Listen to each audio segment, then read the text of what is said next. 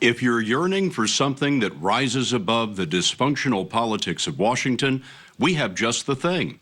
288 feet above, in fact.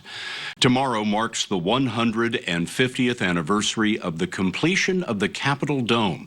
It's hard to imagine America without this crowning achievement, but when you hear the story of how it was created, it becomes hard to imagine that our dome exists at all.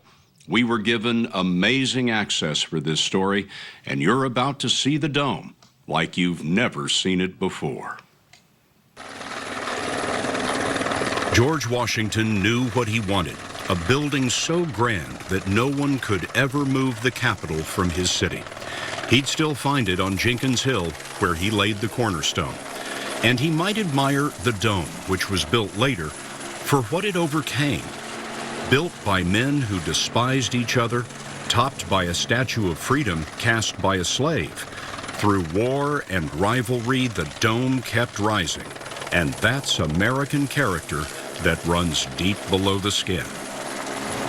This is when we go from that beautifully, richly decorated Capitol to the battleship gray industrial part of the Capitol building. Stephen Ayers holds the title Architect of the Capitol. He takes care of the dome and everything below. This is all original. It's all 150 years old. Yes, it is. All of this was designed by Ayers' predecessor, Thomas Walter, who proposed a dome no one had asked for. This is the Capitol that George Washington knew, and it's still the center of the Capitol building today. Walter won a competition to expand the House and Senate sides to hold all of the politicians coming in from the new states. But then, Walter thought the original dome looked too small, so he drew another. He posted it on the wall in his office, and members of Congress would often come by and see that, and it just stuck immediately. Didn't even have a cost estimate, didn't know how they were going to construct it, how they were going to build it, how they were going to design it, yet it was so beautiful and so wonderful, everyone just knew immediately that they had to do it.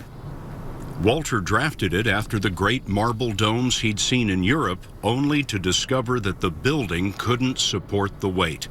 So he conjured an illusion. Everything, every column, every ornament is cast iron, painted to look like stone. The weight was cut in half.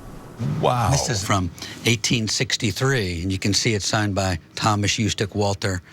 His drawing in the archive reveals there are two domes, an inner dome with a ceiling painted with an apotheosis of George Washington ascending into heaven, and the outer dome ascending into the sky.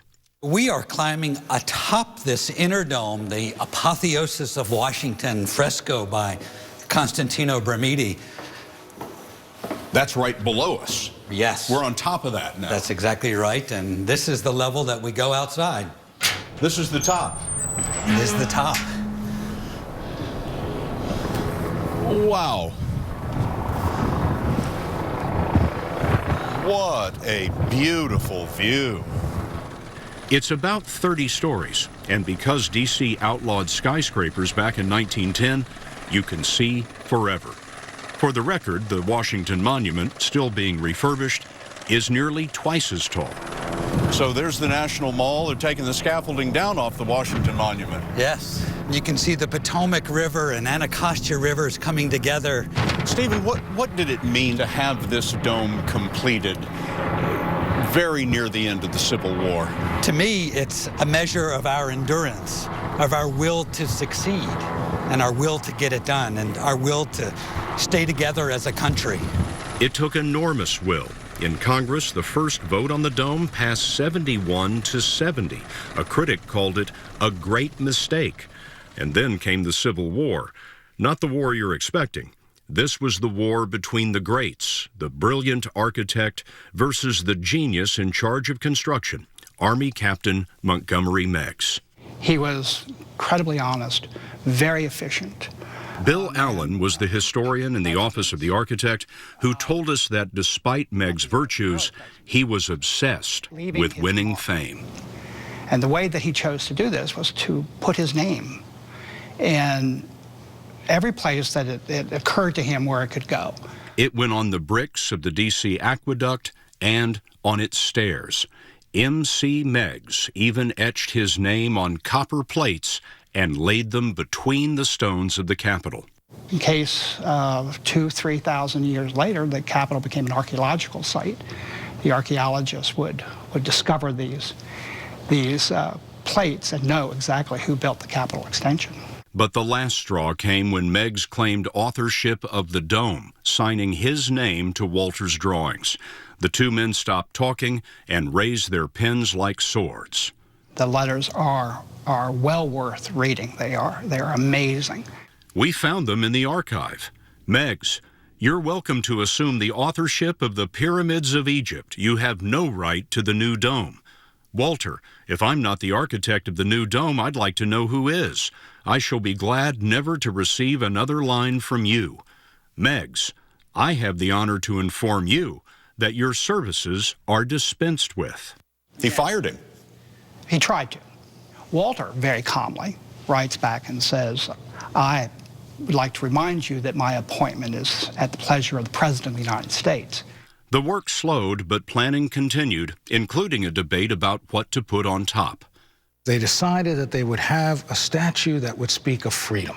Historian Lonnie Bunch researched the project for Congress. And they went to a young American in Rome who was studying, and he came up with this idea to create a statue that had the look of America. Describe her to me in your mind's eye. Well, she is this beautiful woman who has some Native American features, is capped by this beautiful headdress as a reminder that this is a country that was different because it was built first and foremost around the issue of freedom. And one of the men instrumental in casting the statue was a slave named Philip Reed. Philip Reed was an enslaved man who was owned by someone who owned a foundry here in Washington.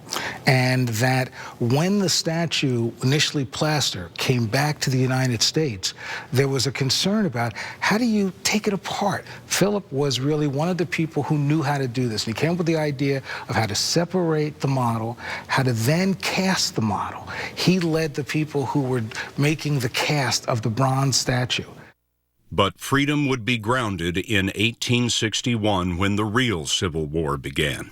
Montgomery Meigs left to become quartermaster general, supplying the Army with all that it needed for victory. But all the money for construction was diverted to the war. One of my favorite stories that I'd love to tell my friends is that Lincoln ordered the dome to continue as a symbol that the nation would continue, and that story turns out to be false. Yeah.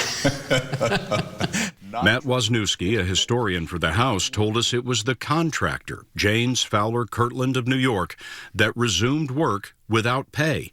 They'd delivered 1.3 million pounds of cast iron and didn't want to see it rust away. Lincoln didn't mind.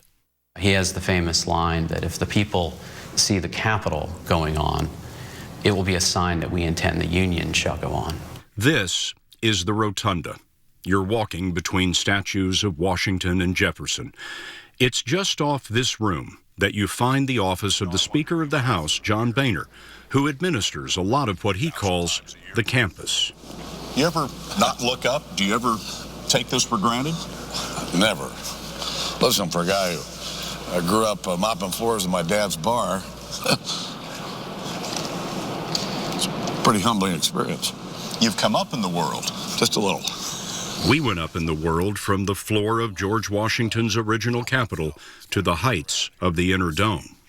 Told you it'd be beautiful up here. This is The Apotheosis of Washington by Constantino Brumidi.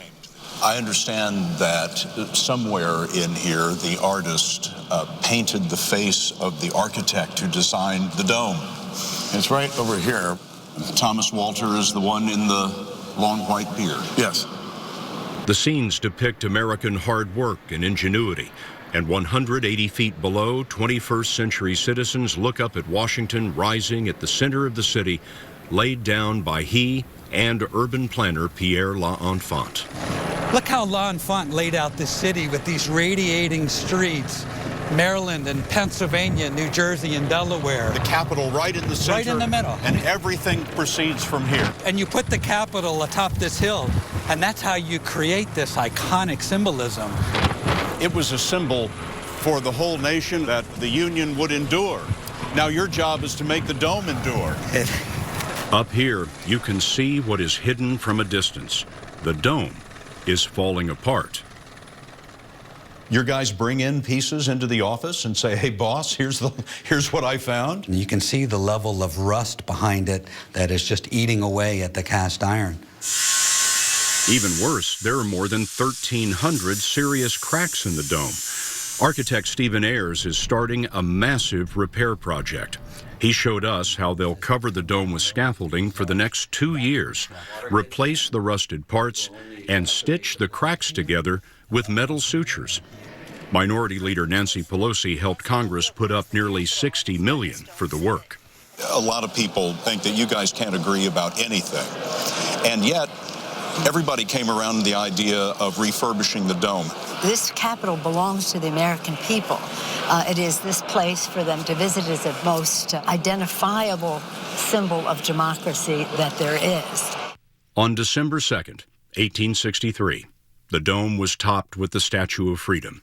And below, Congress had been working on freedom too. It had passed an Emancipation Act for the District of Columbia.